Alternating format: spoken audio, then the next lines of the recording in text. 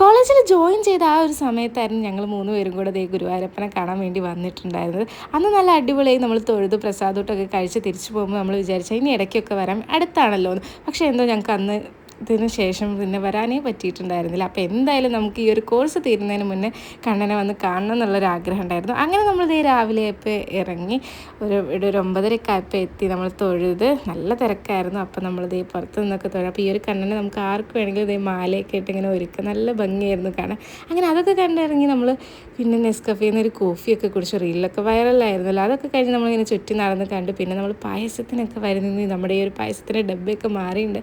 അങ്ങനെ നമ്മൾ പായസമൊക്കെ കുടിച്ചു. പിന്നെയും നമ്മളിങ്ങനെ ചുറ്റിക്കറങ്ങി കണ്ട് കുറച്ച് ഫോട്ടോസൊക്കെ എടുത്ത് പിന്നെ നമ്മൾ ദേ ചുറ്റിക്കറങ്ങി വന്നപ്പോഴേക്കും അവിടെ ദേ സംഗീത കച്ചേരിയൊക്കെയുണ്ടായിരുന്നു. അങ്ങനെ അതൊക്കെ കേട്ട് ആസ്വദിച്ച് നമ്മൾ ദേ ഇങ്ങനെ ഗുരുവായൂർ അമ്പലം നടയിലൂടെ ആസ്വദിച്ച് നടക്കുകയായിരുന്നു. നല്ല രസമാണ്. അപ്പോൾ ഇനി നമ്മുടെ അടുത്തതെന്ന് പറഞ്ഞാൽ നമുക്ക് ഇവിടുത്തെ പ്രിയങ്ക ഫാൻസി ഒരുപാട് റീൽസിലൊക്കെ വൈറലായിട്ടുണ്ട്.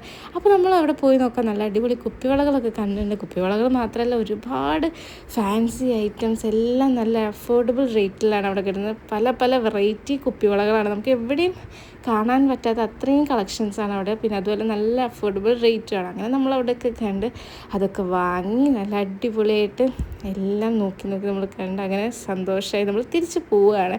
അപ്പോൾ എന്തോ ഇന്ന് ഭയങ്കര ഹാപ്പിയായി. ഞങ്ങൾ ഒരുപാട് കാലമായി വരണം വിചാരിച്ച് അങ്ങനെ നമ്മളിന്ന് നമ്മുടെ ആ ഒരു ബക്കറ്റ് ലിസ്റ്റ് കംപ്ലീറ്റ് ചെയ്യുകയാണ്. ഇവിടെ നമ്മൾ പോയി അങ്ങനെ നമ്മൾ തിരിച്ച് പോവുകയാണ്. അപ്പോൾ ശരിക്കും അമ്പലത്തിൻ്റെ അവിടെ നിന്ന് ബസ് കയറിയാൽ മതിയെന്ന് നമുക്കതിന് അറിയില്ലായിരുന്നു. പിന്നെ നമ്മൾ ഓട്ടോയ്ക്ക് വിളിച്ച് ബസ്സൊക്കെ കയറി ഇത് തിരിച്ച് വരുമ്പോൾ ഒരു ഗ്രേപ്പ് ജ്യൂസൊക്കെ കുടിച്ച് നമ്മുടെ അവിടുത്തെ കുളത്തിൻ്റെ അവിടെയൊക്കെ സംസാരിച്ചിരുന്നു. പോകുമ്പോൾ നല്ല ഗെറ്റപ്പായിട്ട് പോയതാണ്, വരുമ്പോൾ ഇതാണ് നമ്മുടെ കോലം. അപ്പോൾ എന്തായാലും നമ്മളെല്ലാം ക്ഷീണിച്ച് ഒരു ഡേ ഫുൾ ഗുരുവായൂർ അമ്പലത്തിൽ ചിലവഴിച്ച് നല്ല രസമായിരുന്നു.